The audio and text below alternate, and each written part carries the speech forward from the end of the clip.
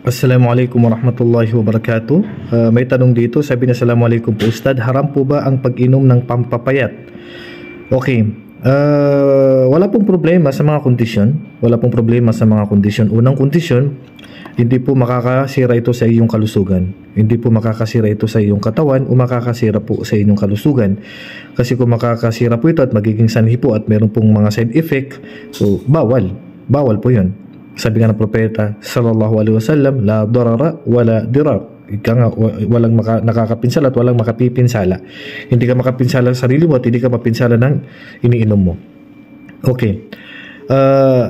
Pangalawang kondisyon, ang gamot na ito ay may rekomenda po ng doktor na mapagkakatiwalaan na wala po magiging problema pag ininom niyo po ito. Wala pong magiging problema.